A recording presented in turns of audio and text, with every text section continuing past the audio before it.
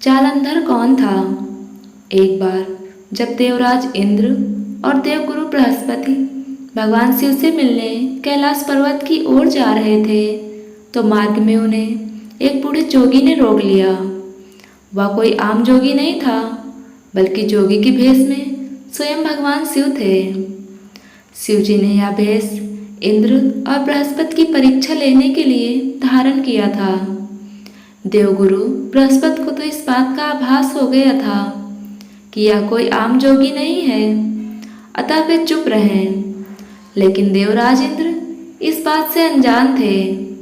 तो इंद्र ने जोगी से पूछा कि आप कौन हैं, कहाँ रहते हैं और यहाँ क्या कर रहे हैं। इंद्र की इस बात का जोगी ने कोई जवाब नहीं दिया। इंद्र ने एक बार फिर से अपनी बात को दोहराया, लेकिन तब भी जोगी की तरफ से उन्हें कोई जवाब नहीं मिला। इंद्र को जोगी पर क्रोध आने लगा। इंद्र सोचने लगे कि एक सामान्य सा जोगी कैसे उनका रास्ता रोक सकता है और क्यों वह उनके पूछने पर भी कोई जवाब नहीं दे रहा और उनके रास्ते से भी नहीं हट रहा है। तो इस बात से क्रोधित होकर अंत में इंद्र ने अपना वज्र निकाल लिया और योगी को धमकाते हुए उस पर वज्र से प्रहार कर दिया। इंद्र की इस हरकत पर योगी भेष में मौजूद भगवान शिव क्रोधित हो गए। उनकी आंखें लाल होने लगी और क्रोधित होकर उन्होंने अपना तीसरा नेत्र खोल लिया। देखते ही देखते इंद्र का वज्र निष्क्रिय हो गया। इंद्र अब समझ चुके थे कि यह कोई आम जोगी नहीं, बल्कि साक्षात भगवान शिव हैं, जिनके क्रोध से बचना अब मुश्किल है। वे घबराने लगे और भगवान शिव के सामने क्षमा याचना करने लगे। ऐसे में देवगुरु बृहस्पति ने भी भगवान शिव से क्षमा याचना करी कि हे प्रभु, इंद्र को क्षमा कर दीजिए, क्योंकि ये आपको नहीं पहचान सके।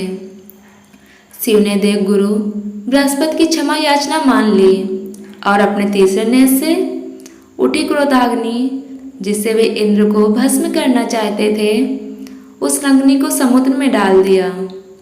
यह घटना उस स्थान की है जहाँ पवित्र गंगा नदी समुद्र में जाकर मिलती है, जिसे आज गंगा सागर के नाम से जाना जाता है।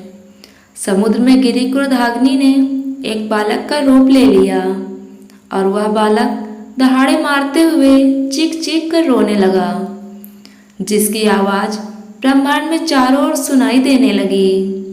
बच्चे की रोने की आवाज़ इतनी तेज थी कि उसे सुन सभी देवी देवता और साधु परेशान होने लगे और सभी मिलकर अपनी जिज्ञासा को दूर करने के लिए ब्रह्मा जी के पास गए। ब्रह्मा जी ने भी सभी को विश्वास दिलाया और कहा कि वे जल्दी इसका पता लगा लेंगे। अब ब्रह्मा जी को बालक का पता लगाना था, तो वे अपने निवास स्थान से उठकर आवाज़ के सहारे समुद्र के पास पहुंच गए। समुद्र ने बालक को ब्रह्मा जी की गोद में रख दिया और उसके नामकरण की बात कही। बालक अपनी तीव्र आवाज़ की तरह खुद भी काफ़ी शक्तिशाली था। उसने ब्रह्मा जी की गर्दन पकड़ ली। बालक की पकड़ इतनी मजबूत थी कि पीड़ा से ब्रह्मा जी के आंसू निकल गए। इसी कारण ब्रह्मा जी ने उस बालक का नाम जालंधर रखा और समुद्र से कहा कि यह बालक एक शक्तिशाली असुर सम्राट बनेगा, जिसे एकमात्र भगवान शिव ही पराजित कर सकेंगे। यह कहकर ब्रह्मा भी तथा बाकी सभी देवगण अपने अपने निवास स्थानों की ओर लौट गए। अब समुद्र बालक की देखभाल करने लगा। जालंधर का वृंदा से विवाह। युवा अवस्था होने पर जालंधर का विवाह दैत्य राजा कालनेम की पुत्री वृंदा के साथ हुआ। वृंदा एक पतिव्रता नारी थी, जो अपने पति धर्म को सबसे ऊपर रखती थी। वृंदा के पतिव्रता धर्म के कारण ही देवी देवताओं के लिए भी जालंधर को परास्त कराना संभव नहीं था। सही रूप से जालंधर के शक्तिशाली होने का सबसे बड़ा कारण उसकी पतिव्रता पत्नी वृंदा थी। लगातार मिलती जीत और अपनी शक्ति के अहंकार में चूर जालंधर ने देवताओं पर आक्रमण करना शुरू कर दिया और वह उनकी स्त्रियों से भी दुर्व्यवहार करने लगा। वह तीनों लोकों में अपना आधिपत्य स्थापित करना चाहता था और सर्वशक्तिमान बनना चाहता था।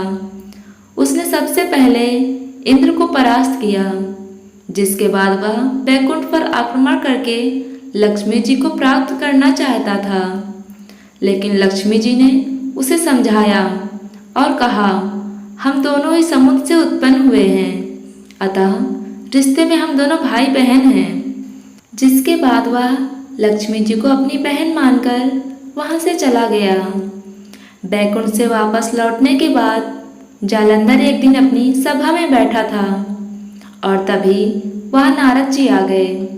जालंधर ने नारद जी का स्वागत सत्कार किया, जिससे नारद जी काफी खुश हुए। नारद बोले, जालंधर, तुम्हारा ऐश्वर्य देखते ही बनता है। तुम्हारे पास सब कुछ है, तुम सर्वशक्तिमान हो। तुम्हें हराना किसी के लिए भी आसान नहीं है। बस तुम्हारे पास एक चीज की कमी है। जालंधर बोला, कमी किस चीज की? मेरे पास तो सब कुछ है। तब नारद जी जालंधर के सम्मुख कैलाश पर्वत की भव्यता तथा माता पार्वती की खूबसूरती का बखान करने लगे और कहने लगे कि कैलाश की भव्यता के सामने यहाँ कुछ भी नहीं और माता पार्वती एक सर्वगुण संपन्न स्त्री हैं, जिनकी खूबसूरती देखते ही बनती है। जालंधर अब नारद जी के बहकावे में आकर माता पार्वती को प्राप्त करने की सोचने लगा। अतः थोड़ा समय बीत जाने के बाद उसने अपनी असुर सेना को कैलाश पर आक्रमण करने का आदेश दे दिया, जिसके बाद असुरों और शिवगणों के बीच भयंकर युद्ध छिड़ गया। असुर शिवगणों पर हावी होने लगे। तब माता पार्वती ने ध्यान मुद्रा में बैठे महादेव से युद्ध में जाने का आग्रह किया। भगवान शिव के युद्ध में आने के बाद शिवगणों के बीच एक अलग ऊर्जा का संचार होने लगा। वे भी असुरों को टक्कर देने लगे। भगवान शिव और जालंधर के बीच भयंकर युद्ध होने लगा, लेकिन शिव के हर वार को जालंधर कड़ी टक्कर दे रहा था।